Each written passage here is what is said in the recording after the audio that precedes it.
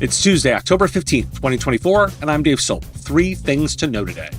Inflation, taxes, and housing costs dominate the concerns for small business owners. TD SYNNEX reports a channel partner shift to focus on AI, and Defense Department releases their final CMMC rule, paving the way for new contractor cybersecurity requirements. This is the business of tech. Tuesday is the new Monday as we do a market review. As Election Day approaches on November 5th, a GoDaddy survey reveals that small business owners are increasingly concerned about inflation, taxes, and the cost of living. The survey indicates that 93% of respondents prioritize addressing wage and cost inflation, while 50% see tax reform as essential. Additionally, 32% believe rising housing costs hinder their ability to achieve the American dream. The survey also highlights that 18% of small business owners have changed their voting behavior since starting their businesses, with 51% anticipating a moderate to major impact from the elections on their future. Despite economic uncertainties, 77% of small business owners aim to grow their businesses in the coming year, although only 27% expect increased revenue in the next 6 months. The impacts of Hurricanes Helene and Milton are also factors to consider, along with the ongoing Boeing strike. These events are expected to distort critical economic metrics, complicating job market assessments.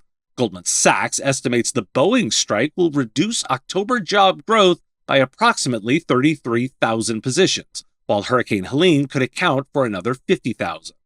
The current reference week for October job numbers may also see distortions as workers in Florida affected by Hurricane Milton are not counted if they are temporarily out of work.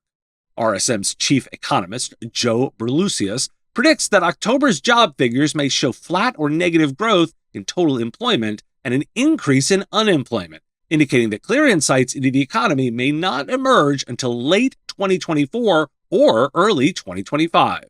Historical parallels are drawn to August of 2005, when Hurricane Katrina and subsequent events created a similar data fog that obscured underlying economic trends. A report by Netscope reveals that 81% of retail chief information security officers have increased their risk appetite, significantly exceeding the cross-sector average of 57%. The report surveyed over 1,000 CISOs globally and highlighted that 100% of retail CISOs view conflicting risk appetites within the C-suite as a critical issue.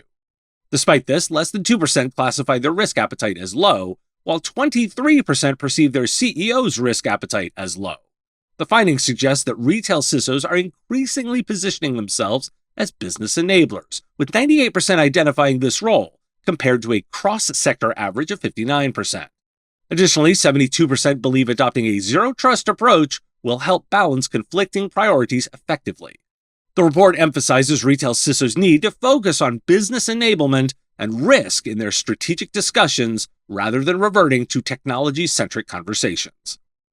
Gartner reported that worldwide PC shipments totaled 62.9 million units in the third quarter of 2024, reflecting a 1.3% decline from the same period in 2023. This downturn follows 3 consecutive quarters of growth in the PC market. Mikako Kitagawa, director analyst at Gartner, noted that despite introducing Windows-based AI PCs, the demand did not significantly increase as buyers are yet to recognize their benefits. The U.S. market saw a 5.6% growth, shipping over 17 million PCs, driven by stable economic conditions and strong demand from the public sector and education, particularly for Chromebooks. In contrast, the EMEA region experienced a 1.5% decline, attributed to distractions from political events and major sports. Why do we care? Uncertainty is the theme, from SMB concerns about inflation to job market volatility. While owners are optimistic long-term, short-term spending might be cautious. Economic uncertainty often leads to cautious hiring and budget freezes, which could directly affect the IT and services sectors. If SMBs are uncertain about hiring, they may look to automation and outsourcing to manage workload without increasing headcount. That's ROI to focus on. Admittedly, that's always ROI to focus on, just reinforce it here. The cool reception to AI PCs indicates that while the hype is strong, the tangible benefits are still not resonating with the market. This mirrors broader skepticism towards some AI offerings that lack clear, immediate return on investment. I'm seeing a theme. Today's episode is supported by Huntress. You want to focus on your clients and are always looking for ways to get more time. Use Huntress's fully managed cybersecurity platform to fight off cyber threats. Huntress is more than cybersecurity software for endpoints and identities. It's a 24/7 security operations center. It's security awareness training, community engagement, and dedicated partner support with an average CSAT score of 99.3%. Technology can only get you so far. Human expertise is what's needed to truly elevate and protect small businesses, and you get that with Huntress. Secure your clients and help them thrive with the #1 rated EDR for SMBs on G2. Visit huntress.com/MSP radio to find out more. TD SYNNEX's third annual Direction of Technology report reveals that channel partners are increasingly prioritizing investments in AI and generative AI technologies, with nearly half planning to offer AI-driven solutions within the next 2 years. The survey, which involved over 1,000 technology resellers and managed services providers globally, highlighted key trends influencing the IT market, including the importance of cybersecurity certifications at 58% and AI specialization at 45%. Despite challenges such as increased competition and margin pressure affecting 52% of respondents, there was a 6.2% increase in worldwide IT spending in 2024, reaching $4.9 trillion. The report emphasizes the need to balance innovation and core technologies, with security remaining a top priority for partners. Looking ahead, 50% of respondents aim for organic growth, while 42% plan to engage further with the channel. 65% of respondents received requests for generative AI proofs of concept in 2024, while 75% reported closing deals involving AI. And Syncro has released the results of a benchmark survey conducted by Topline Strategy Group in August of this year, revealing that 90% of managed services providers expect growth in the next 12 to 18 months, despite economic concerns. 30% expressed some concern about a recession. The survey, which included 219 MSPs with employee counts between 3 and 100, indicated that 71% of respondents reported growth over the past 18 months. Notably, 90% of MSPs do not plan to reduce their foundational technology investments, even amidst recession worries. The primary business objectives for providers remain growth at 73% and profitability 64%. Key concerns include cybersecurity threats, competition, and maintaining profitability. 75% of providers struggle with billing inefficiency, leading to a loss of revenue. Why do we care? Well, the surge in AI and generative AI adoption is not speculative. Nearly 50% of partners plan to invest in these areas, signaling that accelerated demand for AI expertise. Providers should frame their AI offerings as part of a broader solution stack, with cybersecurity and traditional IT services remaining top of mind for clients. I remain convinced that data management is the real differentiator as it spans cyber and AI. The Department of Defense has released the final rule for its Cybersecurity Maturity Model Certification, or CMMC program, marking a significant step toward enhancing the security of controlled but unclassified information held by contractors.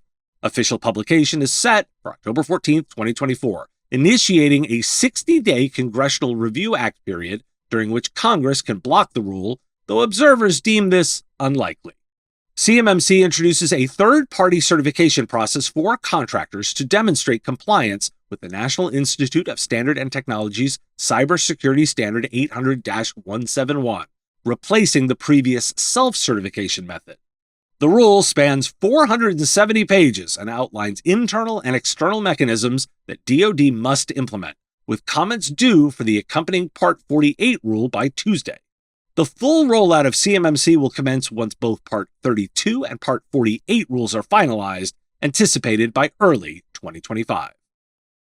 Mike Semmel of Semmel Consulting reached out to me and highlighted this passage. Quote, if an OSA, or organization seeking assessment, the defense contractor, utilizes an ESP, an external service provider, including a cloud service provider, that does not process, store, or transmit controlled unclassified information, the external service provider does not require its own CMMC assessment.